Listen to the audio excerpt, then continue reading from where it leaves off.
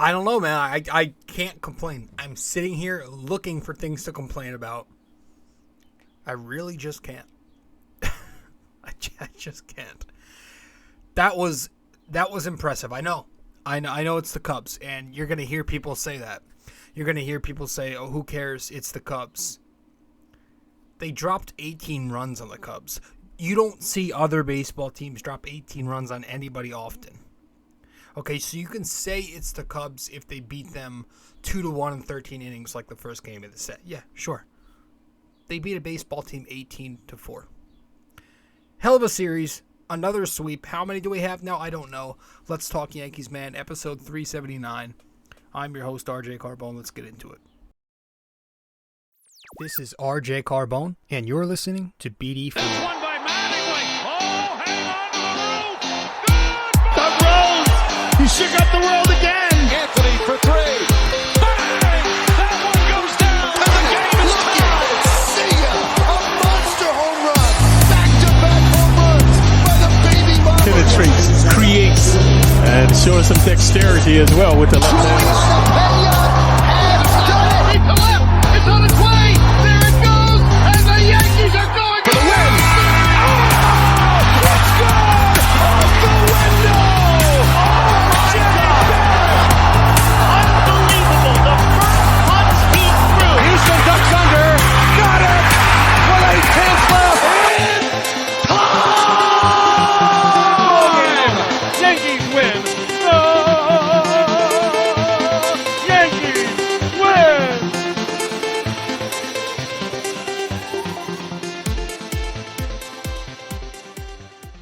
All right, what's happening, everybody? What is going on?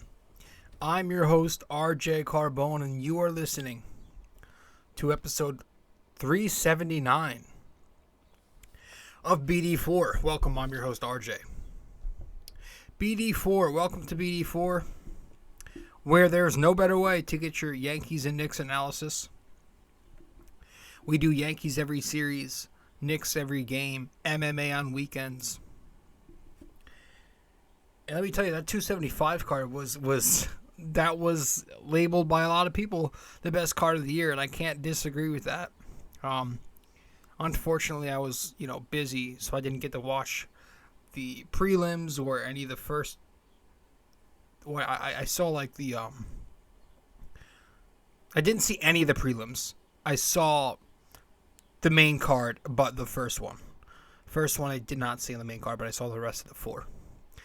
And it was awesome. I mean, shit. And we'll talk about it.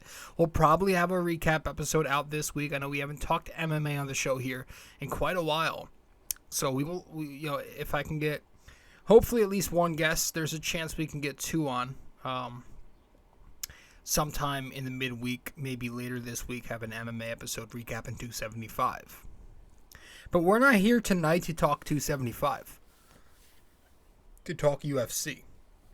We're here to talk Yankees, man. And wow. I mean, there's not much I can... Again, I can't complain. And if you complain legitimately right now, you're just looking for something to get pissed off about. Kind of like Clint Frazier. For some reason, Clint Frazier's just going to be bitter nonstop.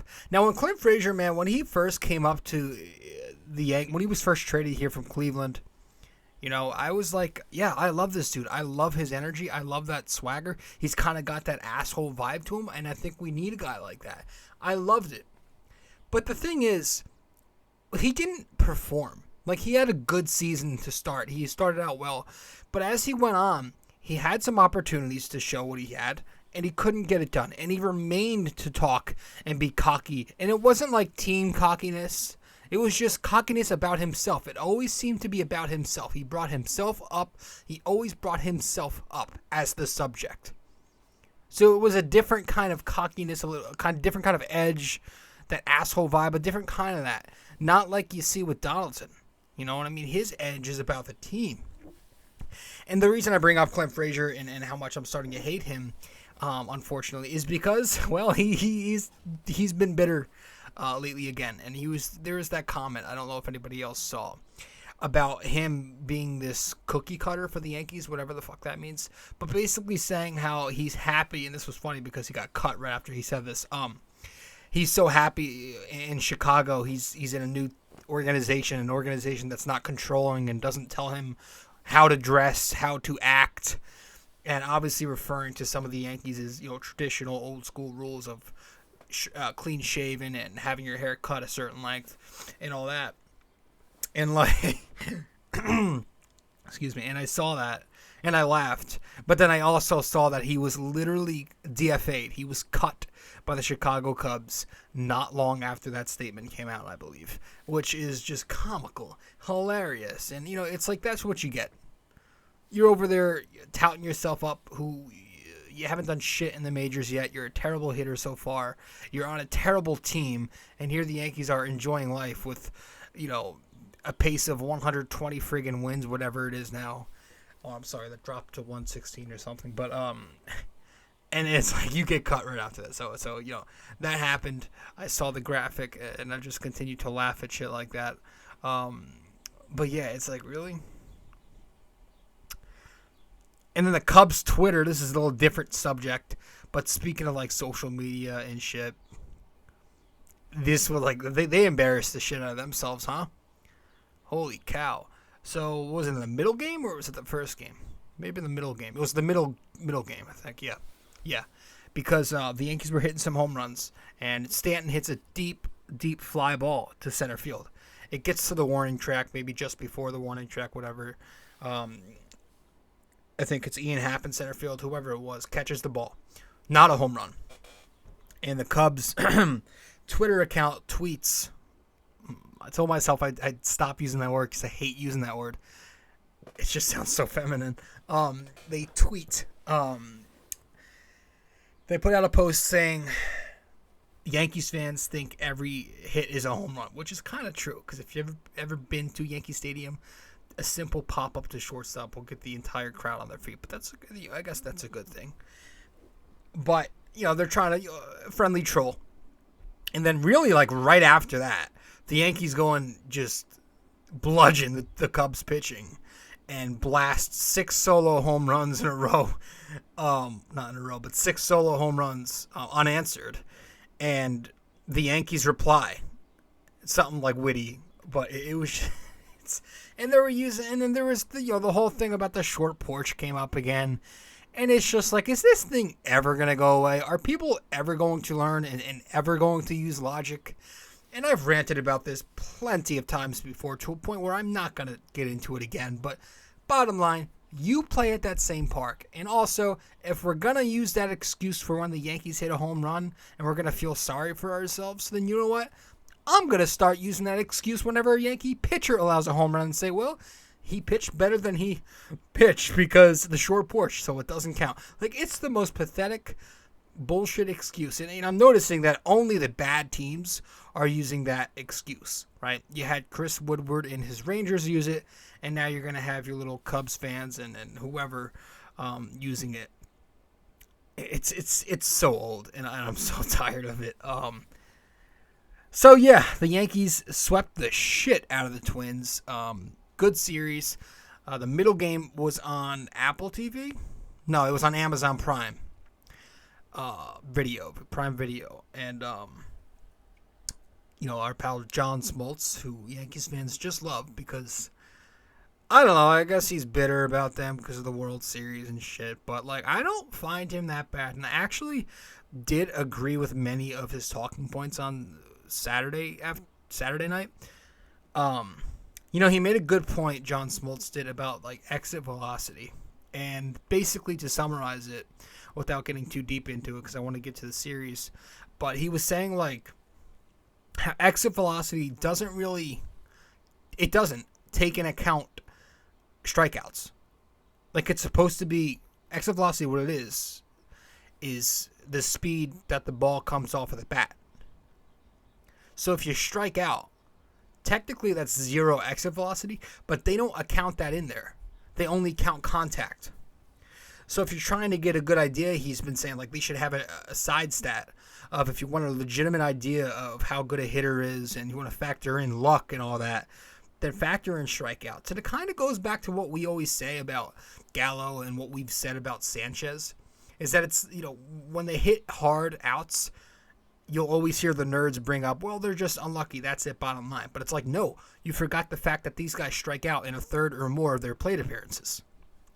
And that's never factored into the hard hit percentage and the exit velocity, because swinging and missing is 0%, or is 0 miles an hour. They're not going to put that in there. So he made a good point about that all. And I agree with that. And I agree with it's kind of talking about how the Yankees have gone home in the playoffs recently because of their lineup being very hit or miss, hot and cold, strikeout, home run. And I agree with that. Apparently Yankees fans didn't like that, but it was the truth. And I have to say I did very much agree. But let's talk about the series. Those are just a few things I wanted to bring up that were on my mind entering this episode. So we got that out of the way. Let's talk. Before we do, guys, welcome to the show. If you are new to the podcast, be sure to subscribe. BD4 is located on many platforms: Apple Podcasts, Spotify, SoundCloud, YouTube, to listen to it, to watch the podcast. If you want to find me on social media, you can find me on Facebook, r.j.carbone, and on Instagram at rjcarbone. You can also follow along with the blog that I write. I write for ultimatesportsnetworks.com. If you go there and you put into the search bar the Bomber Bacher blog, that is the Bomber Bacher blog, you'll find my blog where I write content about the Yankees and Knicks. And when you do that, when you go to ultimatesportsnetworks.com and you put the Bomber Bacher blog into the search bar on the page, be sure to subscribe to the Bomber Bacher blog using promo code 6A2841 ERJC. That is 6A2841 ERJC. That's promo code 6A2841 ERJC. This way you get a discount, 20% off your subscription and 10% off all merchandise. And that being said, let's get into the episode. Let's get to a quick break really briefly. When we get back, we'll talk Yankees with you. Let's get to it.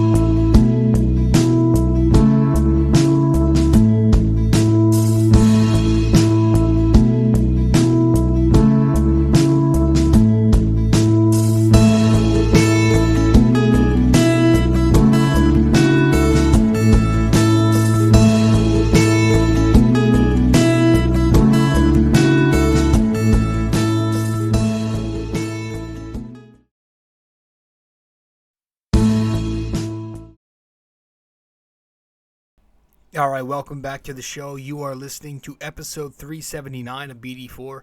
I'm your host, RJ Carbone. As I am recording, it is Sunday night, Sunday, June 12th, and it should be late Sunday, June 12th as you're listening. If not, it should definitely be Monday, June 13th, the latest, while this episode is out. The latest that this episode will be released. So it's either going to be released on the 12th of June or the 13th. Sunday, June 12th, 2022, as I record. All right, let's talk about it because we had three different types of games. I guess two different types of games. The final two games were blowouts, but different blowouts. And then you had the first game of the set, which I want to talk about right here, which took place on Friday night, where the Yankees won in extras. This was a 2-1 victory by the Yankees over the Chicago Cubs in 13 innings. I always say like the Cubs are one of my favorite teams. Not, like if I wasn't a Yankees fan, I would root for the Cubs. I don't know. I've always liked them. Maybe it's because I've been a big Rizzo fan my entire life. So I always enjoy when they come to town or when we go to Wrigley. That's a storied ballpark over there. But you had Luis Severino in this game going up against Wade Miley. Was it Wade Miley? Is that guy still around? I just realized that. Isn't that the guy who's been around forever with like Kansas City and shit? Sevy versus Miley. You got Severino who goes 6 innings. Miley ends up going 3. We'll get to Severino's final line in just a second, but not a lot of scoring. Bottom of the 4th, Gleyber Torres. I actually missed this because I was getting home from work at the time. Gleyber Torres in the bottom of the 1st jumps first pitch, and he drills a solo homer to right center off of Norris, who's the second pitcher to come into the game. It's 1-0 Yankees after that. Top of the 5th, Severino surrenders a solo homer, so not good. Right after the Torres homer, he surrenders. Sevy does a home run to Jason Hayward, which was on a tough pitch. Hayward goes the other way with it. It's tied at 1. No score the rest of the way until the bottom of the 13th, where you got the ghost runner in scoring position with the Manfred rule. And who's at the plate? Of course, it's going to be Jose Trevino. And Jose Trevino slaps a line drive base hit past shortstop into left field. The walk-off single. The runner comes home, and it is awesome. New York's playing in the background. You hear it. It's going nuts in the stadium.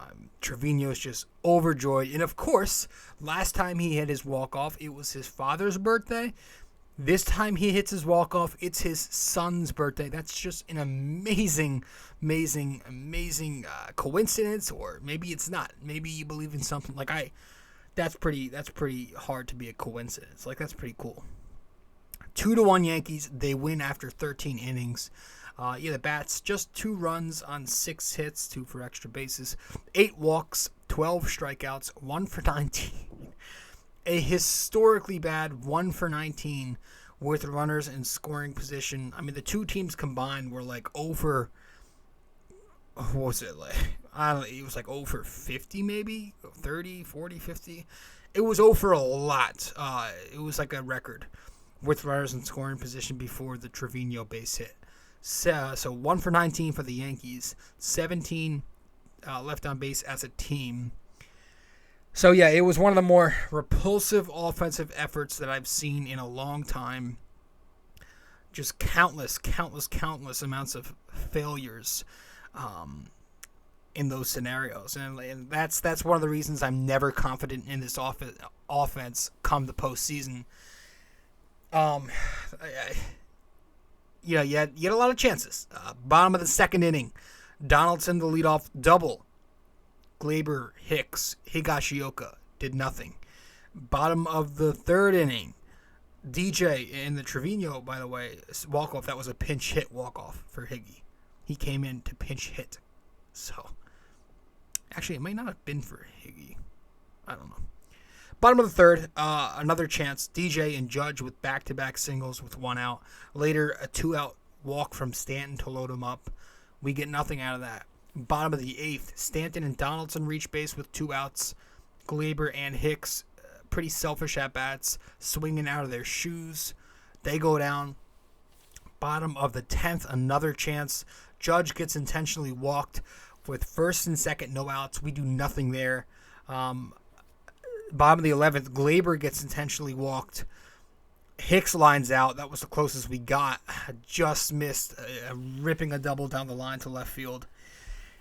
But the third baseman catches it, makes a nice play.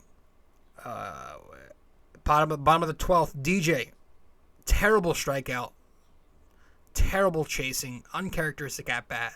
But then Judge, once again, is intentionally walked because they're cowards, and I hate that rule. First and second, 1 out. But Rizzo goes down. Gallo, a terrible strikeout up in the zone. Everybody and their mothers called it. I literally called it. Told my dad, all he got to do, Dad, is throw it upstairs, throw it above the belt, throw a heater to him, and he can't get that with his swing. 2 seconds later, boom, strike 3 above the belt. Gallo goes down. It's like clockwork.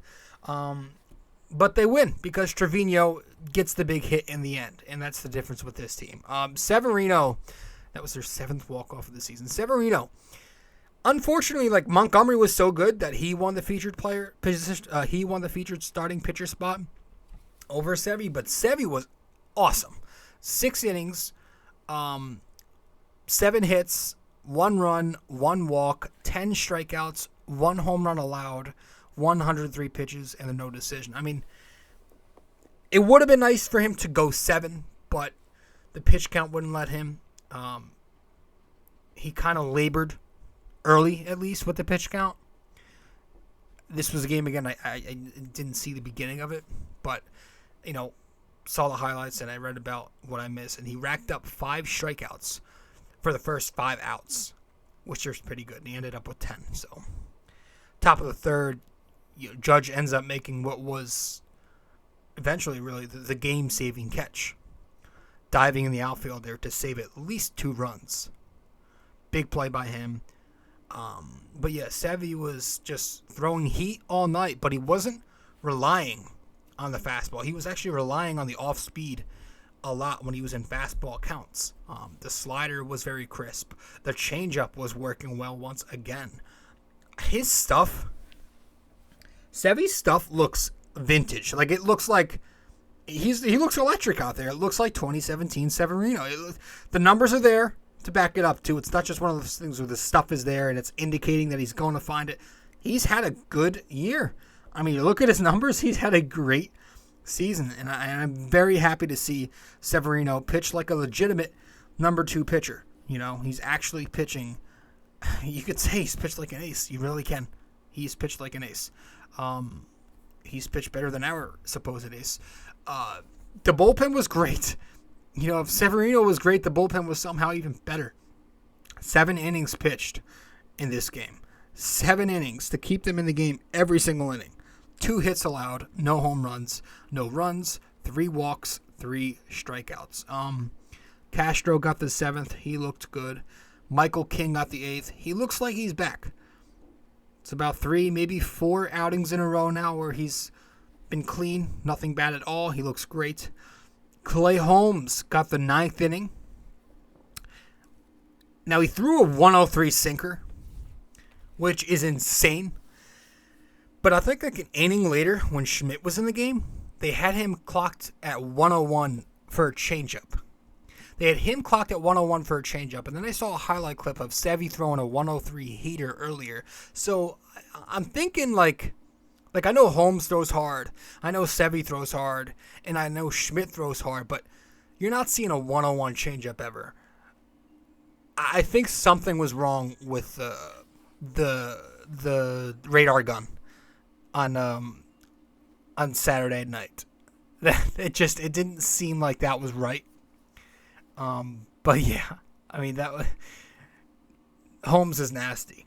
His ERA is now down to 0.31, which is just hard to fathom. He's having a historical season. Last episode we were talking about how, like, Mariano, you knew the cutter was coming, didn't matter. Schmidt, you know the sinker's coming, doesn't fucking matter. And you know what? I forgot to bring this up last time out. It's possible for a relief pitcher to win a Cy Young. Some guy did it a few years ago. I forget the guy's name. But it happened. It's happened before. So if Clay Holmes continues this ridiculous pace, don't forget about that. Don't forget that relief pitchers can win the Cy Young. And it's going to be interesting to see what happens when Chapman comes back. I cannot imagine Aaron Boone putting him, especially right away, back into the closing role. I mean, you got to keep Clay Holmes. You got to work with what's working. Have Chapman come back and pitch some 7th inning, 8th inning outings. And I think they said that entering the season. They said Chapman's going to see some more work this year in the earlier innings. So we'll see. But Holmes has been unbelievable. Schmidt came in after that, pitched the 10th, pitched the 11th, gave the Yankees some length, got out of 2 jams. He got the double play, and he had a very efficient 12-pitch count in 2 total innings. I mean, Jesus Christ. Peralta went the 12th. He made a nice play, pitched well.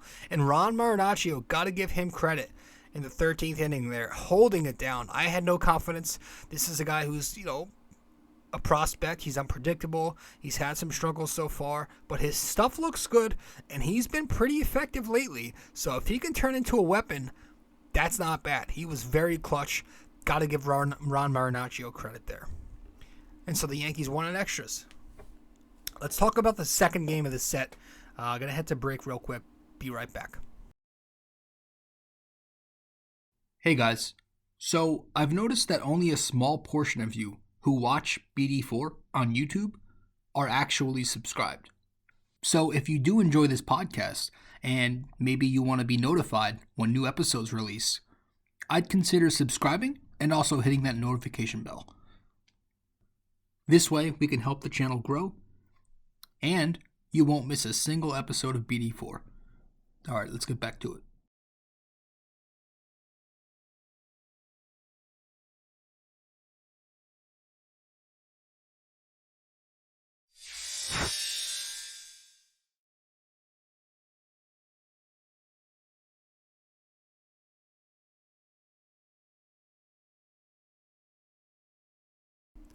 All right, welcome back to the show. You are listening to episode 379 of BD4. I'm your host, rjcarbone. Yeah, the second game was pretty fun. They just keep on rolling. You had Montgomery versus Swarmer. Yankees win this one 8-0. Montgomery gets the win. Yankees they mashed 6, as we were saying at the top of the show, solo home runs to get their first 6 runs. In the first inning, Judge mashed number 23 at the time. Second inning, Stanton and Glaber go back-to-back. In the 5th inning, Trevino hits one out. Judge for his 24th of the season. And then Rizzo hits one out and makes it 6-0. 6 home runs to 0 runs there. Falafel picks up an RBI single later on. Judge a sac fly to wrap it up. 8-0, the Yankees win. I mean, 8 runs on 11 hits, 6 of them for extra bases. Also home runs there. 1 walk, 7 strikeouts, 2 for 4 with runners in scoring position. 7 left on base as a team. Just awesome. Their lineup is just... They're so persistent in their attack this season. It's one after another. The dominoes fall, they're going to keep falling. Like, unbelievable. And just the contributions they're getting from certain guys. Jose Trevino, the night after hitting a walk-off, goes 3 for 4, gets his 5th home run of the season to pick up another RBI. I mean, the season this man is having, the magic just... It feels like one of those magical years, man. I mean, we know about the catching, the framing, how well he has handled the pitching staff. But look at some of the... You can start looking, peek at his offensive numbers.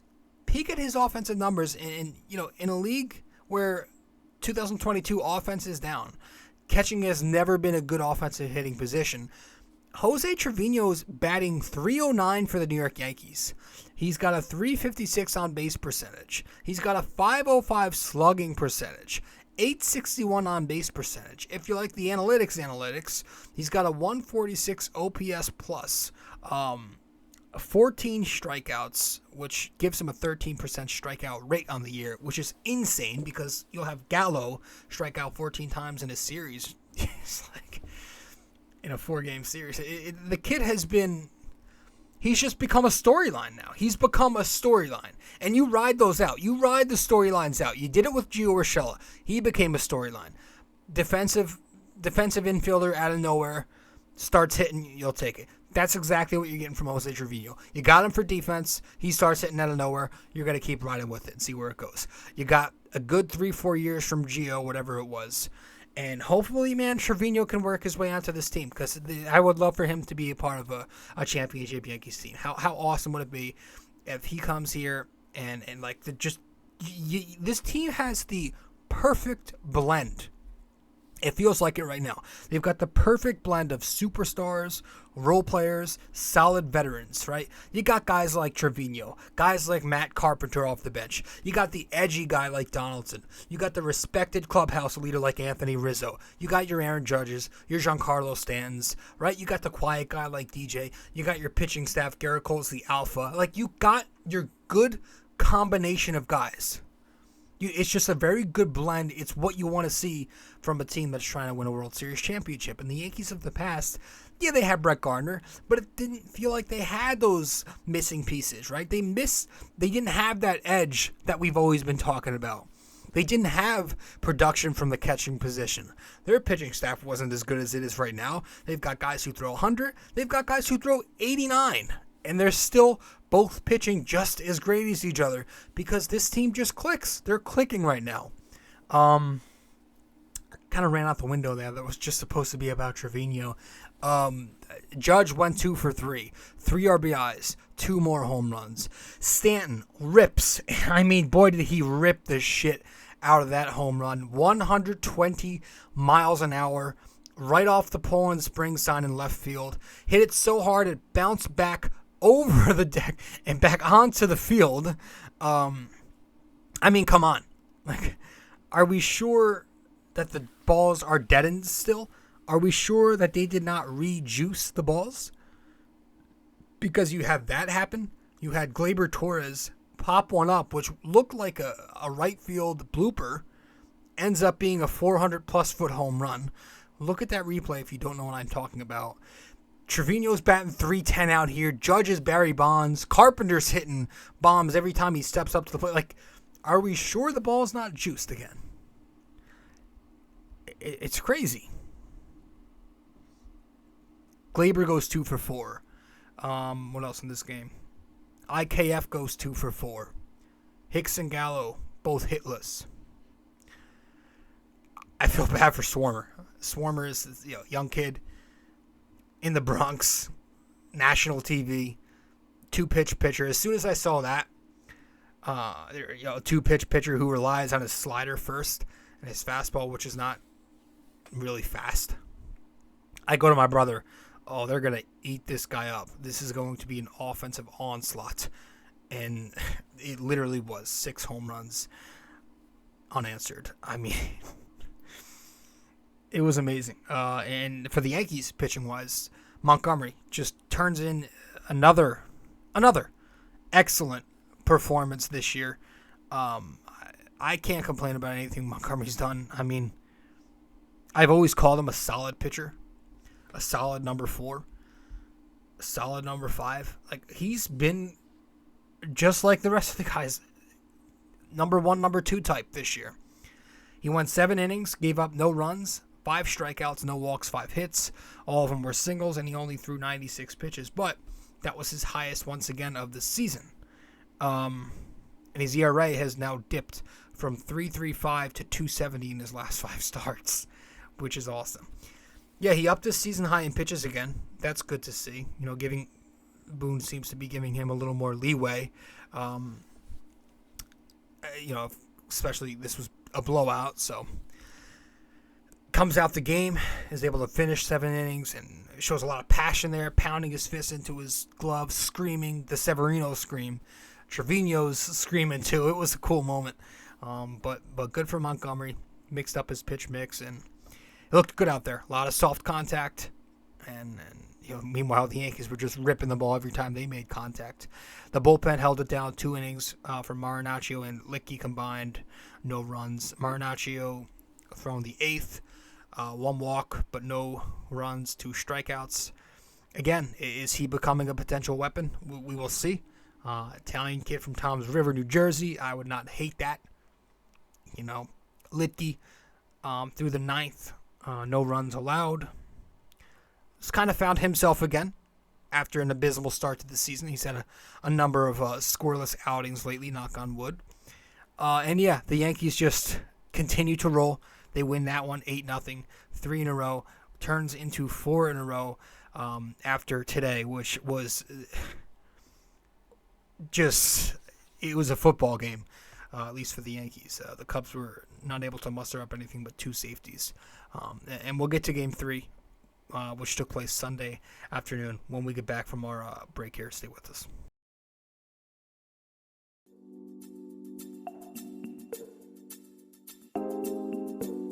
So BD4 is on so many platforms to listen to. You can listen to us on Apple Podcasts, Google Podcasts, SoundCloud. You can listen to us on Spotify. You can find us on our sponsor, Anchor, and many other listening platforms as well, wherever you get your podcast. But we are also available to watch on YouTube. So if you want to watch us on YouTube, go subscribe there.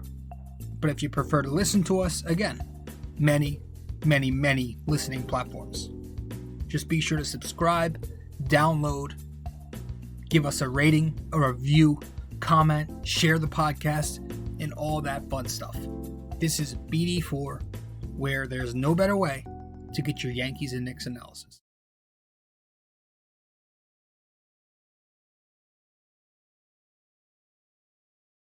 Welcome back to the show. I'm your host, RJ You're listening to episode 379 of the podcast. Welcome to BD4. Let's talk Game 3. Let's talk Sunday's game. I mean, Jesus Christ. Taillon versus Thompson. You had no Gleyber Torres in this game. Stomach issues. He's all right. No Jose Trevino. Aaron Boone calling it a, quote, a little back thing. Just, it always cracks me up, just the way he words certain injuries to make it sound less significant than it is. Hopefully it's nothing. They say it's nothing. They said both were available today if they needed them. But yeah, so with that, it was like a double scratch lineup. You kept looking up. They changed the lineup.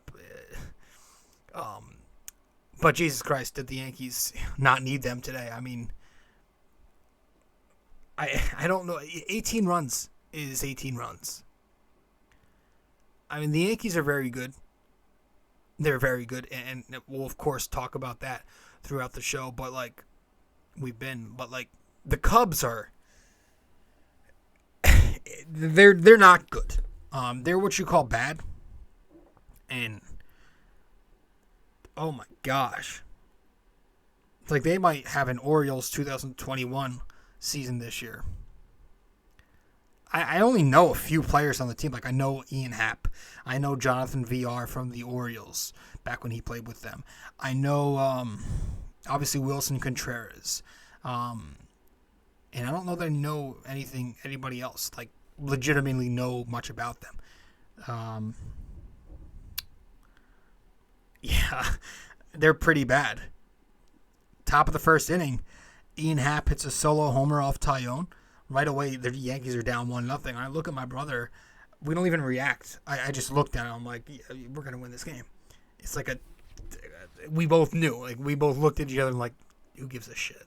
Because the Yankees are going to win this game. And they did. And they answered right back in the bottom of the first. You had Matt Carpenter drawing a bases-loaded walk. IKF and Gallo each double. That, makes it 5-1 Yankees after 1 inning.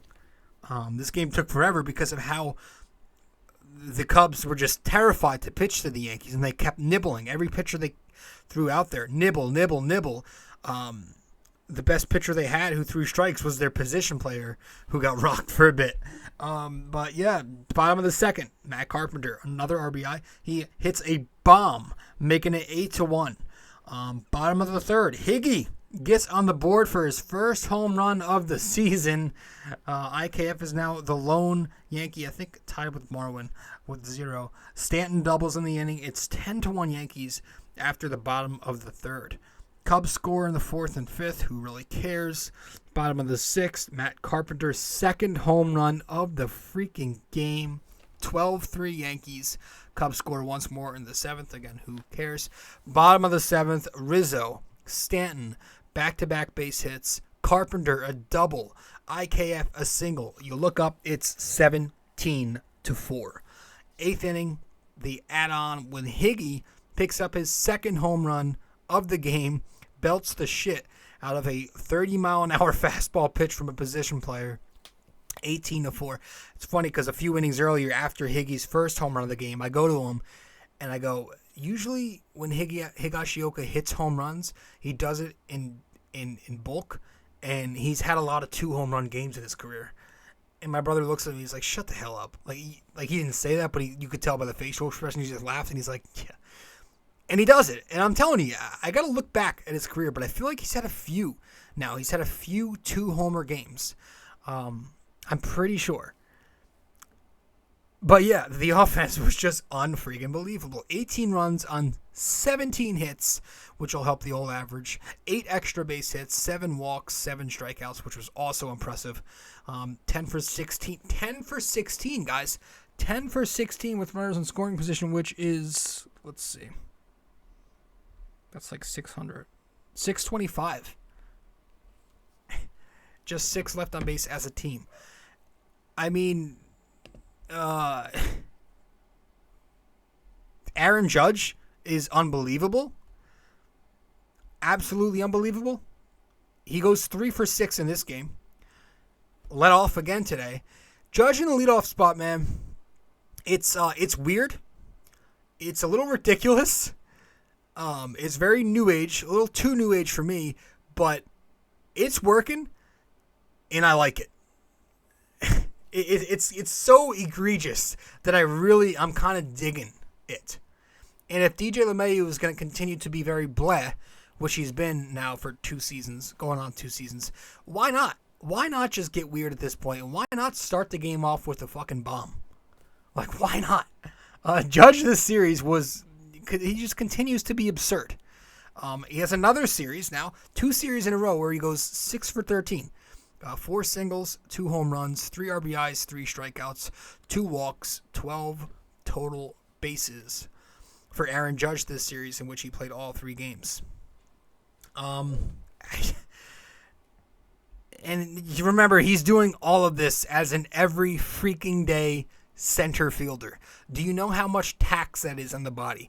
Hopefully that's not something that comes back to hurt him long term, which is why, not just because Hicks and Gallows suck out there, we need another outfielder. It is to keep Judge off his feet as much as we can to stay healthy for us long term in the postseason and down the stretch of the regular season.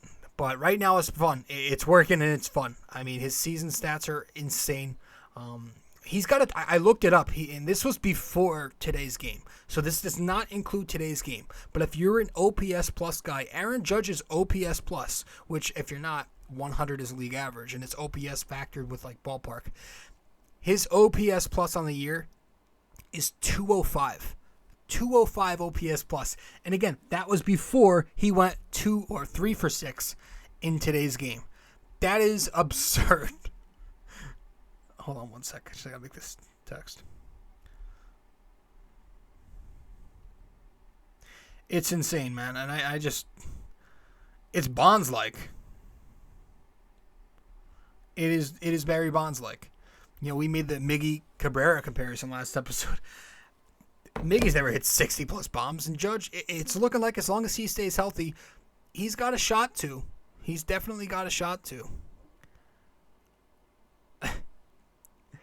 Anthony Rizzo also had a good series. Now, Rizzo, unlike Judge, was not a feature position player of the series, as Aaron Judge just was, and we showed his stats there on the screen if you're watching. But Rizzo continues to be solid. He was 2 for 6, an RBI in there. Listen, man, he's bounced back to me. We're in the midst of bouncing back. The run production is still there. Got the RBIs. The power is there. He's got the homers. The clutch hitting is there. He's got the late and close stats, if you like clutch stats. The batting average isn't there, and that's okay right now. It should go up. I hope that it goes up, and I think it will. But in June, in 11 June games, he is batting .262 with 12 RBIs. And 4 homers. So I think he's good now. He had a really, really, really bad May, but he's bounced back and he's looked a lot better. He's been very clutch this month, and I like the way he's swinging the bat. Giancarlo Stanton goes 2 for 4 today. Also walked twice, double, 3 RBIs to lead the team. 877 OPS on the season. 13 home runs on the year, 40 RBIs. Not bad for a guy who missed about 10 games. DJ LeMahieu goes 1 for 3, couple of walks to lead the team. He continues to look a little better since coming back from the wrist injury. Matt Carpenter. We didn't even bring up Matt Carpenter. Dude, 3 for 4, 2 home runs, a double, 1 walk, 7 RBIs. And, like, speaking of feel-good stories, I mean, shit. This guy was, he chose to opt out of his Texas tenure because he didn't want to play in the minors for them longer. And he goes to the Yankees. And, I mean, shit. Is this not the perfect veteran lefty for this squad? Like, that swing is so effortless. It's perfectly crafted for Yankee Stadium. And he's been hitting bombs out to the short porch. It's such a cool story to have a guy like Matt Carpenter, respected vet, storied career with the Cardinals. And my uncle's a big Cardinals fan, hates the Yankees, so I like giving him crap about that. But yeah, you look at his numbers now, dude. Matt Carpenter, it's kind of funny because he's literally doubling some of Hicks and Gallo's season numbers, or he's got more than some of their counting stats in just 10 games. He's batting .333. He's got an OPS of 1,592, 1.592 in the first 10 games as a Yankee. 6 home runs, which is more than Hicks. 13 RBIs, which is, I think, as many as Hicks and Gallo. I don't know, I gotta check. But it's crazy, and he's doing all this in just 10 games. Every time he steps up to the plate, he hits a bomb. He's got the mustache going on. He's got the no batting gloves. It looks perfect. But let's get to our second featured position player of the series, which was IKF. Isaiah Kiner Falefa, whatever. IKF. That's why I call him IKF. He played all 3 games. He goes 4 for 11. 3 singles, a double, 4 RBIs, no walks, 1 strikeout, 5 total bases. He's batting .282 with runners in scoring position this season. He's been hitting well. He's had some clutch moments. He was 2 for 5 in this game. A double, 3 RBIs to lead the team with Stanton. He's starting to hit again. I know he's always been a streaky hitter. That was the thing on him as he entered. As he came to the Yankees, you heard that he was going to be a streaky hitter. But, the numbers are bad.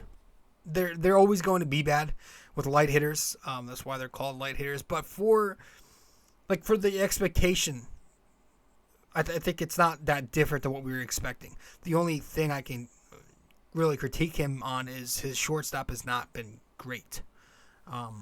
So he needs to improve there, especially as a light hitter. We talked about this last episode. But his hitting, there's reason to believe he can kind of be like a Torreyes type. I made that comparison earlier. Like a Ronald Torreyes. Punch and Judy hitter, going to hit you singles in the clutch, and maybe he'll find his way to 280 at the end of the year. I don't think that's too crazy to think about, to predict. But yeah, I think IKF has been solid lately. So he had a good series. He wins the second featured position player spot. Higashioka, 3 for 5, 2 homers, 2 RBIs, first 2 homers of the season today.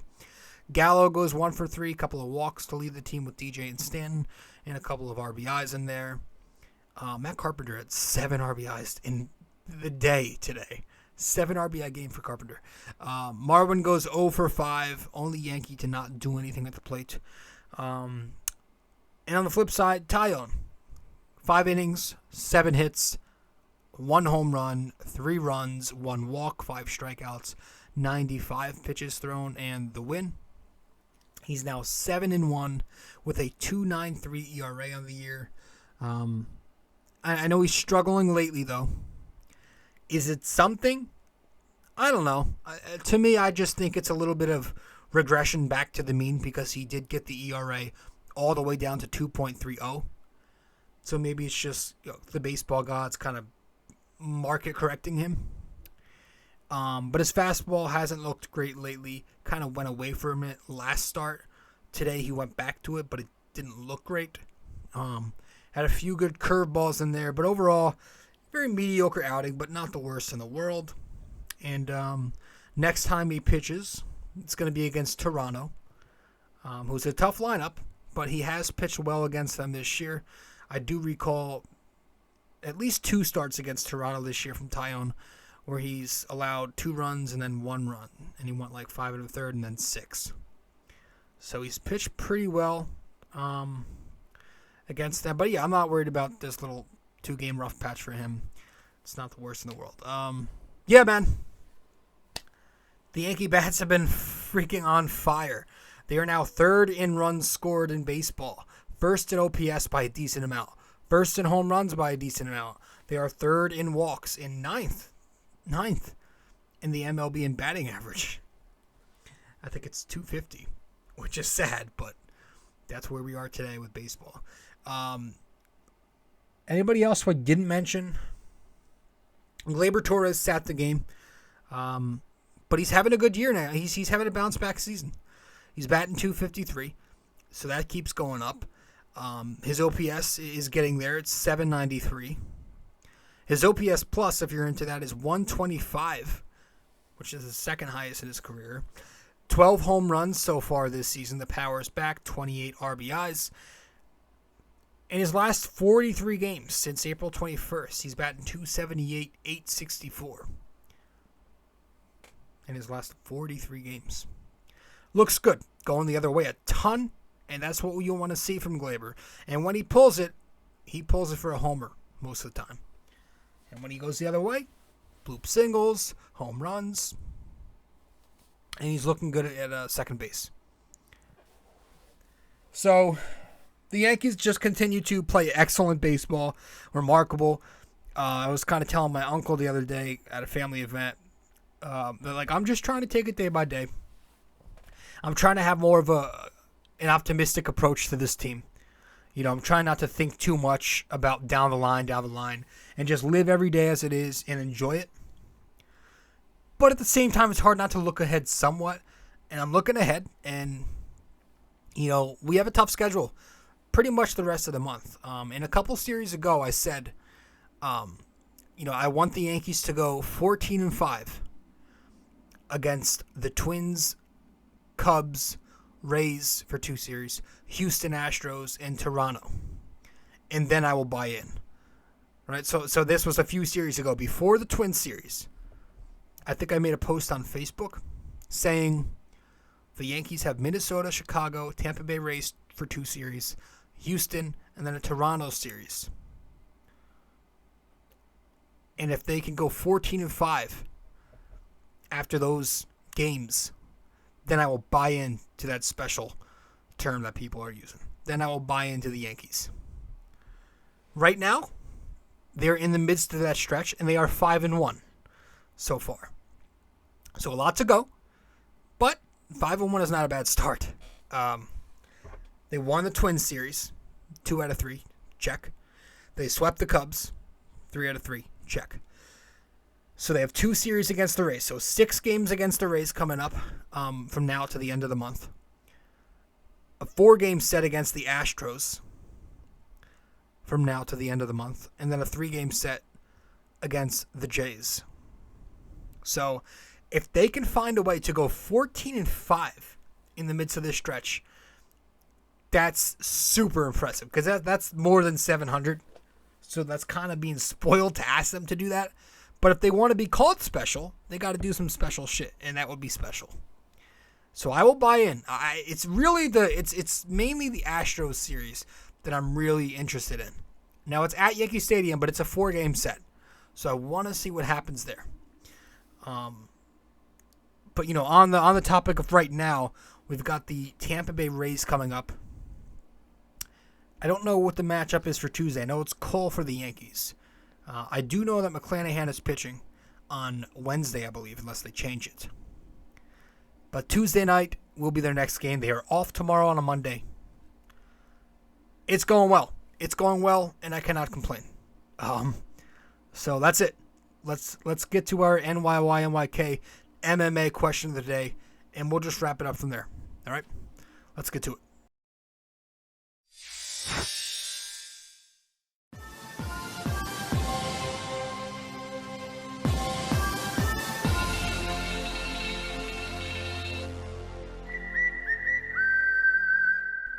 All right. Welcome back to the show. You're listening to episode 379 of BD4. We're going to wrap it up here with our NYY-NYK-MMA question of the day for episode 379. So, before Friday night, the Yankees and Cubs last clashed in May of 2017. And that game also went into extras. How many innings did it go? All right. Before Friday night, the Yankees and Cubs last clashed in May of 2017. And that game also went into extras. How many innings did it go? All right, so let me know the answer wherever you can reach me on. If you get the answer correct, I will give you a shout out in the next episode. If you message me and you get the answer incorrect, I'll at least let you know what the answer is in the next show. All right, so one last time, our NYY-NYK-MMA question of the day for episode 379 is, before Friday night, the Yankees and Cubs last clashed in May of 2017. And that game also went into extras. How many innings did it go? All right, guys, thank you for tuning in. I think we're going to wrap it up from here. I'm your host, rjcarbone. You're listening to episode 379 of BD4. Don't forget to download this episode on Apple Podcasts and give us a 5-star rating and review, because we are currently a 5-star podcast and would like to keep it that way. And if you want to watch us on YouTube or Spotify, do that. Just be sure to subscribe, download, like it, and share it. Guys, that's it. Thank you so much for tuning in, and I'll see you in the next one. All right. Ciao.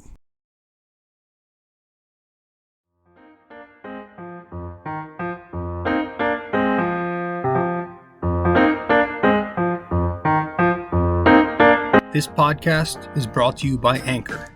It's the best way to make a podcast. Download the Anchor app or go to anchor.fm.